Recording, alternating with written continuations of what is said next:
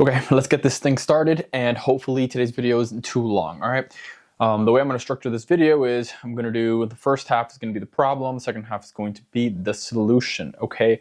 The problem being, it's a couple of them, being that we're feeling lost, okay? And what we do when we feel lost is that we set goals and expectations, but these goals and expectations are what end up causing us to be miserable, right? So then how do you solve that? Let's look at the other problems first. The second one is feeling unfulfilled, okay? So then once you get the goals, you achieve the goals, and they don't fulfill your expectations, then you're feeling left unfulfilled. You're asking yourself, I got what I wanted, why don't I feel differently? Why don't I feel good about this? And so the conclusion you come to is that you need either a bigger goal, a better goal, or a more worthy goal, right? And you just continue on this cycle over and over again, or some variation of this. The point is, this isn't the way we should be doing this. Okay, and the third problem is I'm meant to be doing blank. Like the fact that we think that there's like this perfect place that we belong in, it's also the cause of our suffering. So these are the problems, okay? I'm going to start off with an example. This is still part of the problem portion. I'm not going to go straight to the solution yet. But I'll use an example to show you the problem, okay, in action. So imagine that we decided that we're going to start looking under rocks, okay? It's a silly goal. It's a silly path to choose, right? Whatever. But just imagine you're someone who looks under rocks, okay? The goal is to find a diamond, all right? Right off the bat, this is already a problem because you have an expectation that when you find that diamond, you're going to be happy underneath the rock. Okay, but then you find a ruby and you're sad it's not a diamond. This already is the biggest problem that I see because rubies are awesome. Rubies are amazing. And yet, because it's not what you wanted it to be, you're suffering. Had you approached this from a different perspective, one where you didn't have a goal as to what you were finding, you can be happy with what you found, which would have been just the ruby. It's freaking awesome. Don't think about that too much. We'll get to the solution part later on, okay? So then eventually, whatever, you're looking under rocks and you find the diamond, which is followed by what? Momentary happiness. And then that's followed by emptiness, because now what? That is always the problem. Now what? What's next? This was supposed to be it. Whatever the fuck that means. And so you set a bigger goal, a better goal, more worthy goal. Oh, I need more diamonds. Maybe that's the solution. Or maybe it's not a diamond. Maybe what I needed was an emerald. Oh, that must be it. I always like the color green. It must be an emerald that I was looking for. The diamond was not for me. Okay, cool. Let's move on. The last problem would be I'm meant to be doing blank, right? And so the conclusion after all of this might be, oh, maybe I'm just not meant to be looking under rocks. Maybe I'm meant to be doing something else, right? Usually it's going to be one of those.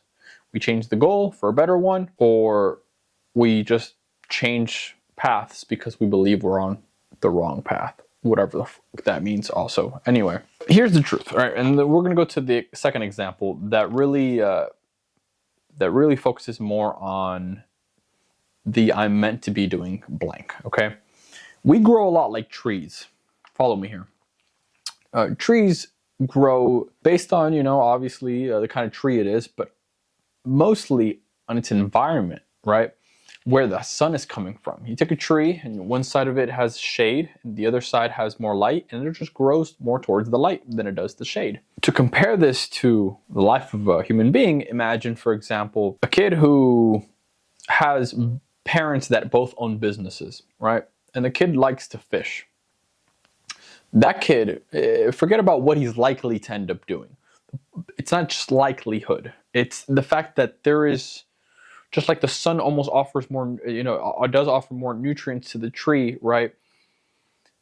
Those parents being involved in business makes it easier for that kid to take fishing and then to make a business out of fishing. But imagine if that kid's parents were athletes. Then it's going to be easier for that kid. It doesn't have to be the path. You can do whatever the hell they want, right? Any kid can do whatever the hell they want. But it will be easier for him to take a path more of competition, right? In fishing or in whatever he wants. But you get what I'm saying. Your environment has a lot to do with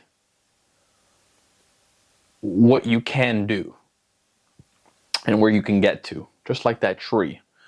If the nutrients just aren't there, the tree's not going anywhere. So, unlike a tree, we're humans. We can change our environment. You don't have to stay there. So if you don't have parents at all, right? You're orphaned. Once again, you can surround yourself with business people, or you can surround yourself with athletic people. That is the beauty of being human, right? The ability to be aware of our environment and then to change it so that it helps us be better. Whatever better is, once again. Okay. Now, just as an add-on to this, before you go and change an environment, you really want to make sure that you can see it for what it is, what it's already offering you. So here's an example of that. I live in Florida, and I'm surrounded with friends and family who usually talk to me about wanting to travel. I find that to be hilarious because, for those of you that don't know, Florida, one of its biggest sources of income, right, as a state, is tourism. It means that everyone around the world is coming to Florida. And we that live in Florida are trying to leave Florida. Okay, that's silly. Have you done everything that Florida has even offered you before you decide that you want to go travel? You scuba dived, And if you have scuba dived, you scuba dived all of it, or at least all of it that's worth scuba diving? Come on, you haven't. If fine, scuba diving is not for you, or you're scared of scuba diving, but there's so many other things. There's so many other things. Fishing, some of the best fishing you'll ever get in the world. Florida, completely coastal. What else? I don't know, but you get what I'm trying to say. It's like you want to go off somewhere, and you haven't even explored everything that your environment has to offer. So before you decide to change your environment, really ask yourself, well, what is my environment offering me at the moment, right? That gives me an advantage that no one else has, right? Like if somebody wanted to be some of the best cave divers in the world, right? Florida has some of the best cave diving in the world. You're in it, right? There are people who wish they can be in Florida for that reason. So yeah, think about that. Really reflect on that. Okay, let's move on. So now we can get to the solution. What is the solution to all of this, right? Because I really do think there's one solution and it solves all of this. You'll be happier. You will, what do you call it? Let me go back. You'll feel fulfilled, okay? You won't feel lost. You won't worry with problems about what it is I'm meant to be doing, okay? So what is the solution? Solution is the application of character, strengths, or traits onto your environment. Okay, there's so many ways of wording this because this is not perfect, and I'm still working on it myself. But the application of character traits to your environment. You can also say the application of virtues to your environment. It doesn't matter. Okay, but here's a list to give you an idea, and this is the broad list because there are subcategories to this. But for example, temperance, wisdom and knowledge, courage, justice, humanity, transcendence. Okay, I think the application of this to whatever your environment is offering you is what leads to a good life. Okay, it leads to happiness, it leads to money, to resources, to all of these things just come as a natural result. Okay, how? Hopefully I can explain that. So the focus, so that we don't get into every single one of the virtues, I'll focus on a couple of them, right? Or the character strengths. I'll focus on a couple of them. Specifically, temperance, which is really talks about control. That's what temperance is referring to, right? So the specific two parts of temperance we're going to talk about is going to be self-discipline and consistency. Okay. Once again, those are forms of control.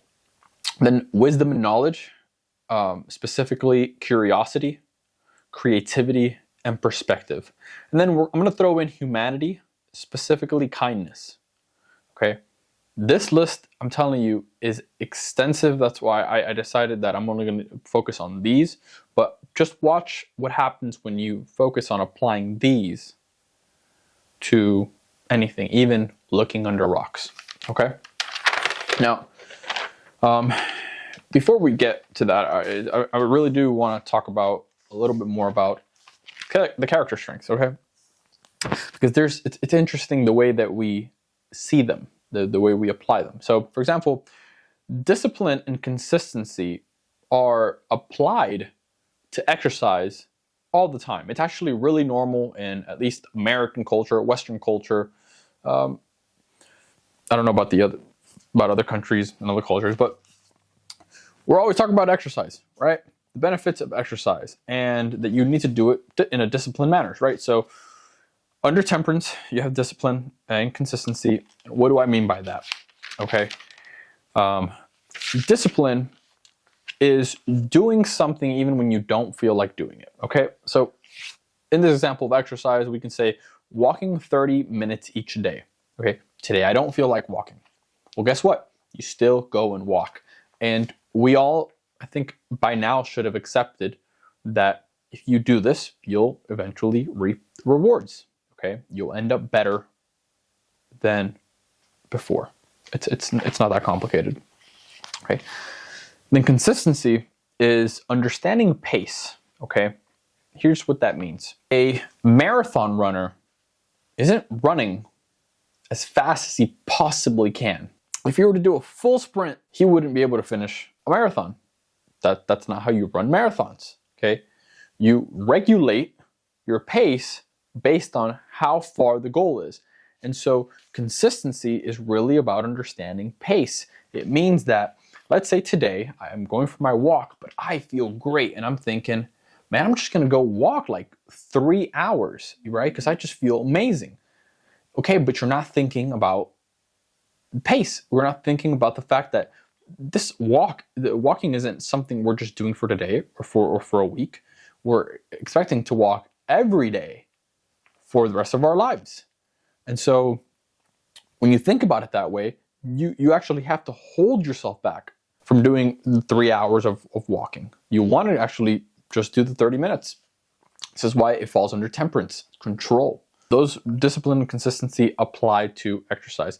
Okay, so what's interesting is that we don't treat curiosity or creativity the same way. In fact, we don't treat any of the other character traits or virtues the same way.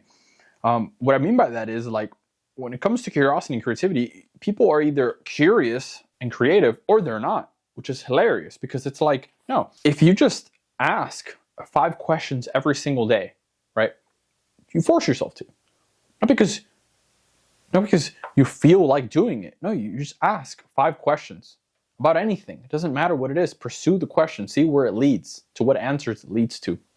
Every day, eventually, you become better at asking questions, and it just leads to a better life. Just like applying discipline and consistency to exercise. If you apply curiosity to like I said, anything, any subject, to your partner, to your career, to just your car, your house, anything, you'll end up much better.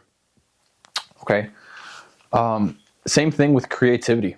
Okay. Curiosity is obviously to ask questions. Creativity is to break down and then like mix and match. Okay. The key question here is, what if I did it this way?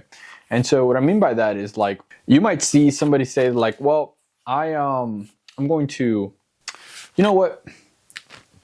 For creativity, I'm going to use art because it's the easiest one. But basically, okay, let's say that you like making videos, okay? Simply break down, how does this person make videos? And you can break it down any way you want. intro, outro, whatever. Here's the hook, okay? And then you just decide, this person does all of their intros in this way, okay? And then this person does all of their outros in that way. And you decide, I really like this person's intros and those person's outros, and you mix them together, right? So it really comes down to breaking down and then to taking what you like, putting it together, right? Mixing and matching. And then it's just become something new, something you just created. Creativity. That's not something that just that's like that belongs to any one person. That's silly. No, that's a practice. It's a process that you just repeat every single day. And once again, like anything, like curiosity, like exercise, if you do it every single day, or with consistency over a long period of time, it doesn't have to be every day, just the same routine multiple days a week, for example, right? Look at exercising. Exercising is such a great example because it's something that we've seen people apply so damn well, right? There are people who work out all 7 days a week. There are people who work out 3 days a week, 2 days a week. You know, that application over 5 years still leads to great results. So it's the same thing, like find your way of questioning. How many questions? What you should question? Do you have a specific set of questions that you can just apply to everything? Collect it. Same thing with creativity. Break this down, break that down, right? How does this person organize their room? Break down how this person has their car set up, everything. And then you just decide, you know what, I don't like that, I like this, and then you mix and match. So you're practicing creativity and you're practicing curiosity. And then also just to not only use the wisdom and knowledge, but even kindness, right? I'm going to do one kind act every single day. You get better at that too. You get better at everything that we get better at everything that we do over a long period of time that we apply to consistently. Okay, and once again, you can apply, this is what's really cool, you can apply characters to each other, right? You apply curiosity with consistency. You apply curiosity with discipline, meaning that you apply even on the days you don't feel like asking questions. And same thing with, with kindness, okay? You apply curiosity to kindness, meaning you ask questions. How can I be kinder? What are kind acts people are already doing?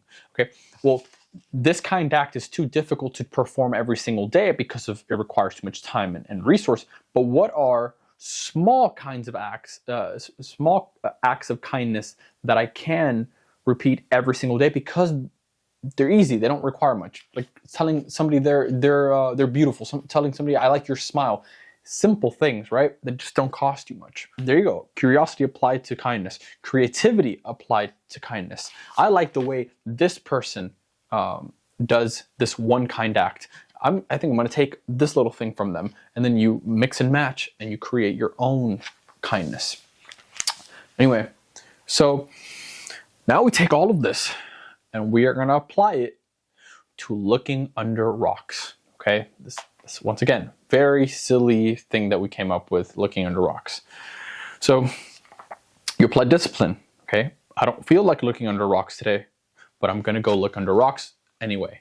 And we've all experienced those days where we don't feel like going somewhere, and then that day turns out to be like one of the best, the most productive. It's insane, right? Why today? Like there's days where I felt way better that you'd think that I'm putting more of my A game into, and those should be the most productive. Sometimes they're not. Sometimes they're not. That's why you just show up. You keep showing up. So discipline applied to looking under rocks. Then you go to consistency, right? So the goal is to look at under 10 rocks every single day, but you know what? Today I don't have time. So what do? I'll look under 2. Once again, pace. This is a long game. This is a marathon. Okay, it's not about how many rocks we can look at. Okay, as long as we continue looking under rocks every single day, the long-term results are going to be in our favor. Okay, then we apply curiosity. Where are other people looking under rocks? Okay, are there better tools to be looking under rocks with? Creativity. Well, what if I used archaeology techniques while looking under rocks? Okay, what would the result of that be? This is how that works. Even kindness. I see somebody struggling looking under rocks. I have more experience with them. I'm gonna give them some tips, okay? Maybe they're open to taking them. Maybe they're not. It doesn't matter. But you tried to act with kindness. You saw somebody who really wanted a ruby, but all they found was a freaking diamond, and you have more rubies than you know what to do. You give them a ruby here. Okay, maybe that will make their day because once again they have an expectation set that they needed to be the one to find the ruby. Whatever. Okay, doesn't matter. It's your act of kindness that matters. Lastly, I think I'm going to add perspective. I don't know if, yeah. You know what? I will add perspective. So perspective falls under wisdom and knowledge, okay? And here's what it means. Perspective would be something like along the lines of, what do I like about what I found today? And here's why that question is important, because your mind wants to prove you right. Just like Google, if you ask Google, why is the sky blue? It's going to tell you why it's blue. But if you ask Google, why is the sky red? It's also going to tell you why it's red. Google's not going to tell you why it's not red because you asked it why it is red. And so it'll start telling you, well, here's all these phenomenons that cause the sky to be red. Even though today the sky's not red, you just asked it the question. So the same thing with the mind. Rather than having this expectation that like I wanted to find a diamond and then I found a ruby. If you shift to no expectations, right? That you decide that the goal is actually just the application of character specifically, right? For example, curiosity, perspective, discipline, all that stuff. Well, in this case, perspective would be like, what do I like about what I found today? Whatever that is. What if I found a ruby? What do I like about this ruby? What do I like about rubies in general? I love the color red, right? Or, what do we call it? What do I like about today? Right? That question. Notice where it leads to. That's such an important question. Today was not a good day for looking under rocks, but I really like the people that I went with. I think that I'm going to go with those people more often. Okay? Perspective. And the questions that shift your perspective are very important. So now you're finding beautiful things under rocks as a result of applying character or applying virtues to looking under rocks. There's no goal. There was no goal about specifically what you were going to find or what it meant if you found it. Your goal the entire time as of right now has been to just apply character. I'm going to look under 10 rocks today. Why? Because the application of character, because consistency and discipline say that I set myself this number, 10, whatever, and I just do it. And for example, and by the way, if I went for 10 and I realized 10 was too much, I just can't, drop it down to 5. Who knows? Who knows? Because 6 months from now, your skill gets better and now you can look under 15. Doesn't matter. You do what you can. That number that we set 10 is just arbitrary because once again, you will cause your own suffering. You will say, damn, I set myself a goal of 10 and I can't reach it. I'm not good enough. Who cares? If you can do 5, do 5. If you can do 2, just do 2. Because over the long run, when applied consistently, right? When applied with curiosity, because maybe it's not an issue of what you can do. Maybe you just don't know of the right technique. Then you apply curiosity. And then you ask somebody, how do you go about it? They tell you their technique. Now you realize the time hasn't even passed by. It's only been a week, right? So it's not that you've gotten better. You just applied the right technique. Now you're looking under 20 rocks a day. Once again, the result of curiosity, not of beating yourself over the head with your judgments, right? I'm not going to rant too long about this, okay? But notice how you're still finding things without goals and expectations, okay? Or rather, without external goals and expectations, meaning that it's not about the goals aren't about what's happening outside. The goal is just to apply the character, right? It's an internal goal, to apply the virtue, in other words. All right, so now people from the outside, this is interesting. This is where the confusion's happening, okay? Watch this. People from the outside, they see you finding diamonds and fossils and rubies, and they think to themselves, man, I'll be happy and I'll be fulfilled when I get those things. You see, because from the outside, all they see is you flipping or you looking under rocks and finding fossils, diamonds, and rubies. But what they don't see is that that's not what you're actually doing. You're applying character. And it just so happens the outcome is all of those things you found.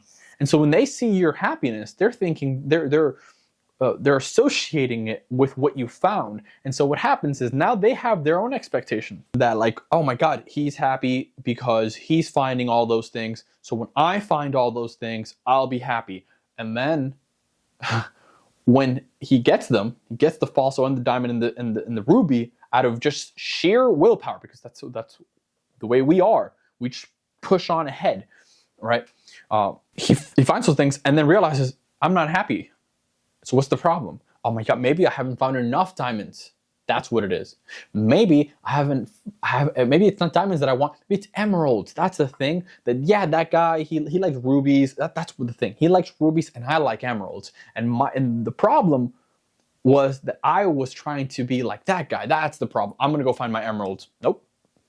You're gonna go find the emeralds, and then you're still gonna be that person's still gonna be unfulfilled. And so then you think his last thought is gonna be, maybe this is just not for me. I'm not meant to be doing this. I need to change my path. Whatever. The cycle goes on and on and on, and misery ensues. Okay, so let's move on. So the last thing I want to mention is as to why we chose looking under rocks. It's real simple. Okay, we based it on what the environment gave us, the opportunities the environment gives us, right? If there's a lot of opportunities for looking under rocks, that is what we're doing. Okay, so here's a couple of ideas and examples that I want you to think about. Okay, imagine Michael Jordan being born in a time where there was no basketball. What do you do then, right? Imagine you get stranded on an island. You're a musician. Now you're on an island. What are you gonna do? Imagine you lose a leg in a freak accident. Okay, now what? You need your legs for whatever it is you were doing. Maybe, I don't know, you were a soccer player. I don't know. But the point is, you got no legs. What are you gonna do now, right? In all these cases, the one thing you can do is you can still apply character to your environment and then just watch how things unfold. Okay, move on to the next thing. Doesn't matter. You were into soccer, you lost a leg. Well, guess what? Maybe now you should look into the business of soccer and you apply all of the same characters. Okay, discipline, you're applying it to soccer. I have to be here every single day. I have to train for this many hours, right? Consistency, meaning that like I'm not going to train too long because the goal is over the long run to be good at this. You apply curiosity. Hey, what techniques are you using? What techniques is this guy using? What do you call it? What teams? What are the dynamics of that team versus this team? Curiosity, just asking questions. Okay, so you were applying it before to the aspect of playing soccer. Now you just shift the same the application of character traits over to the business of soccer because you already know soccer.